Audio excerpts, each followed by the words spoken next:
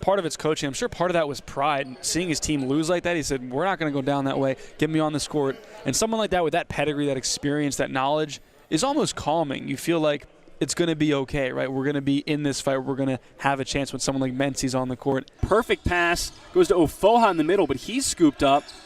Back to Mencia, who puts it down on the right side. And again, Matt Hilling with that swipe from the right side gets the kill. And I love the decision by Ignacio Roberts. Everything was thinking, go against the grain, switch the floor, go to your outside. He instead shoots it right back to Hilling, who was just blocked with the one-on-one opportunity, tooling the hands. Chilton serves, drops short. Berge passes it over to Rattray, who hammers it with some authority. Schiffer with the pass.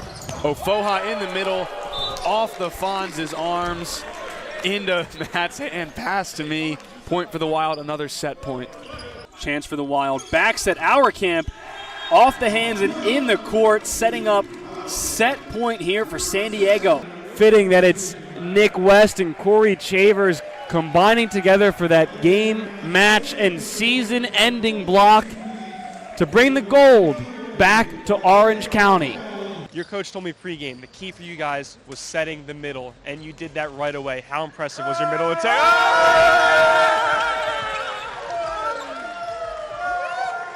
Woo! I'm soaking, bro. What makes you such a dominant volleyball player on every side of the ball? Defense, blocking, hitting, serving. How are you so dominant?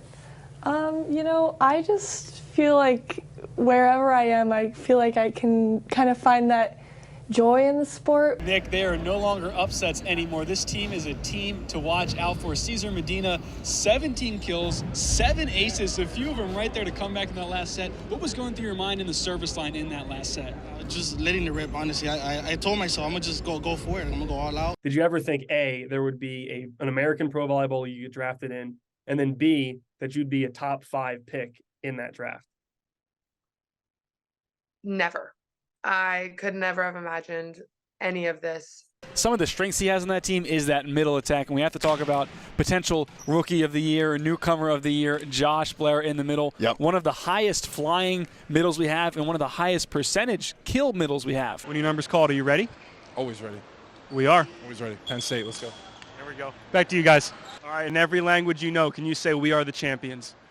Somos los campeones.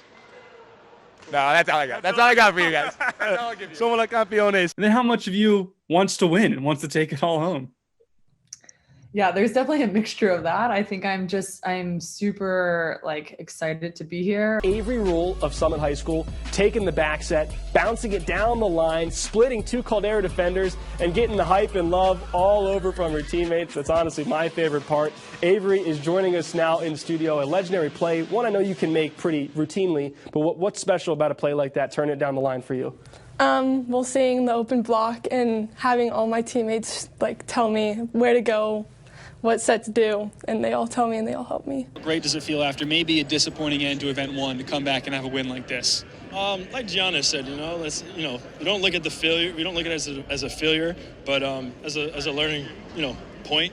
Well, I'm right here peppering with Avery, and she's pretty excited.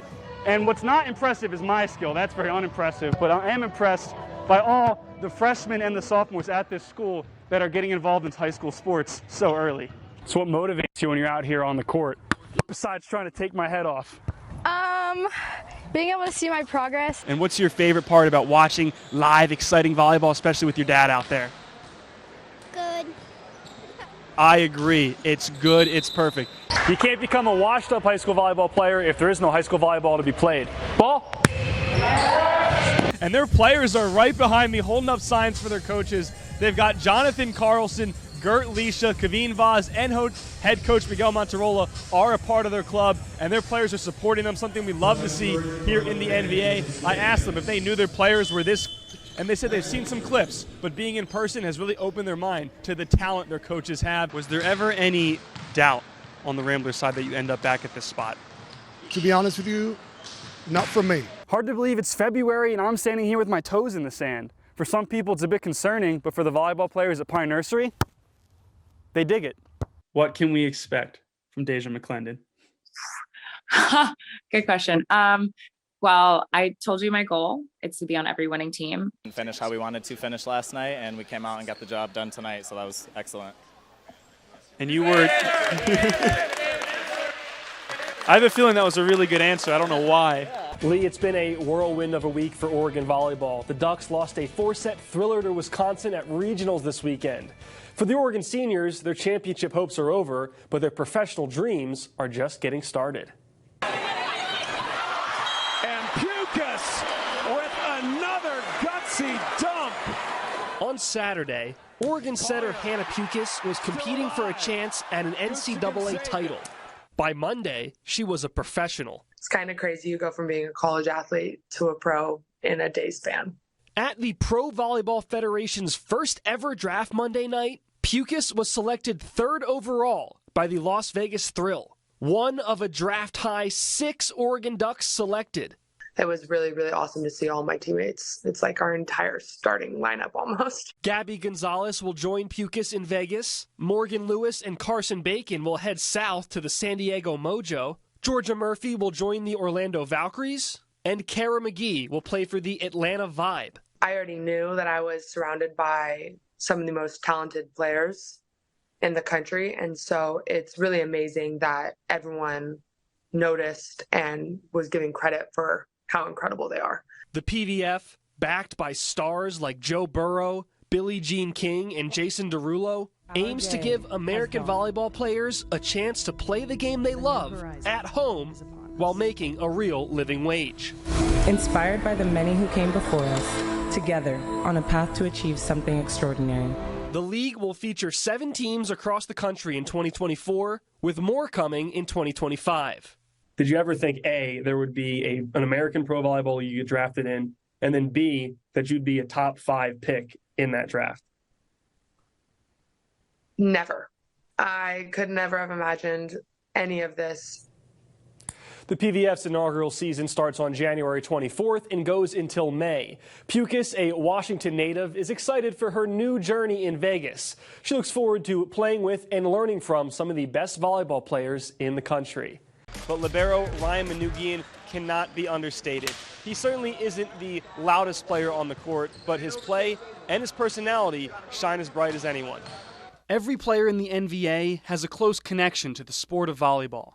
But for Ryan Manoogian, it means something more. When I play volleyball, it changed my life.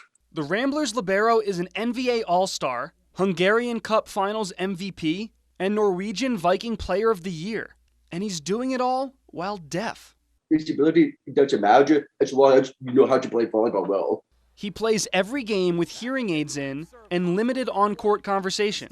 But he tells me, and his play shows it, that's never been a problem. To be honest, in my opinion, I think verbal communication, like when you call the ball, I think it's overrated.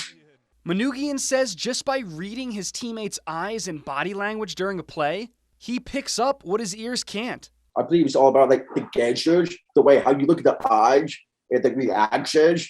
Manoogian first found volleyball as a 10-year-old, playing pickup games with his neighbors. In middle school, he joined an indoor team and quickly knew it was the sport for him. Good time. I think about my passion in that sport.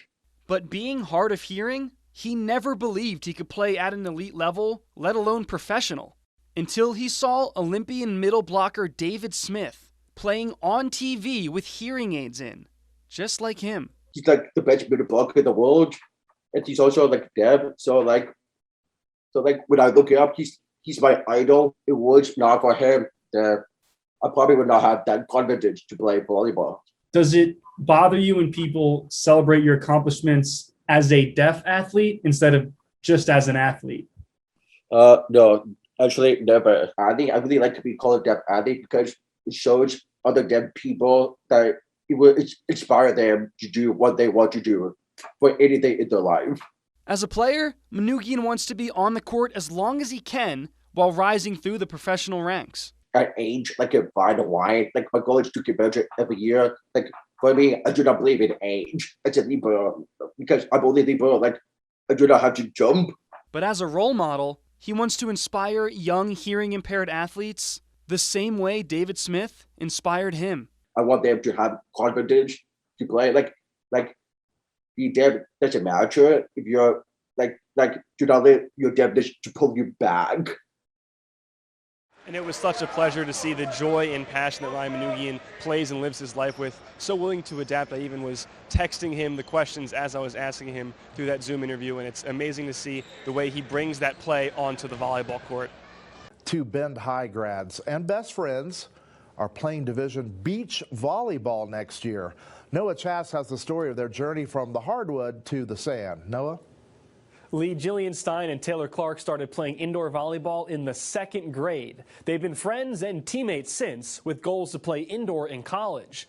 But the focus shifted from the hardwood to the sand a few years ago, and through the journey, they've had to lean on each other. Yeah, I'm with you. Oh, you're tight. This fall, Jillian Stein is attending Austin Peay University in Tennessee, and her best friend, Taylor Clark, will be 3 hours away at the University of Tennessee, Chattanooga, both as members of their school's beach volleyball teams. It's just fun to see us both growing and like getting stronger, and then now we're both going and playing Division I beach volleyball, and it's just something, it's just been really fun to see how far we've gotten from 2nd grade. The Bend High indoor teammates started playing beach around 6th grade. During the pandemic, the two joined the Oregon Sand Volleyball Club in Eugene, and their passion for the sand took over. That's when it like got more serious for me, and I like started thinking about like, oh, I could definitely see myself doing this in college. While indoor and beach are fundamentally the same game, there's stark contrast in culture and accessibility. I have more fun playing beach. I just like how you can just come to Pine Nursery whenever you want and just find people and pick up a random game with. I feel like indoor volleyball is just a lot more serious, and beach is still serious, but it's just like, I feel like it's like a whole different community. So what motivates you when you're out here on the court, besides trying to take my head off? Being able to see my progress and how my skills are improving every year. And I would say a big motivator for me is seeing other people like on the court working hard. Playing on the sand the past few years, the two have leaned on each other as partners and friends. Just have each other by our side. Like if we're struggling through something, then we have someone to talk to who actually understands kind of what we're going through. While they won't be teammates next spring, their support for each other is not going anywhere. Here's me and here's Taylor. We're just always getting better, and there's no roof. We're just Taylor. Oh my God. This is us. We're just going. What a brilliant metaphor. No roof, just going to keep going, and both players will have to keep going and keep working as they hope to earn a spot on one of these starting 5 pairs by the time their freshman season rolls around next spring. We wish you luck. Noah Chast, News Channel 21.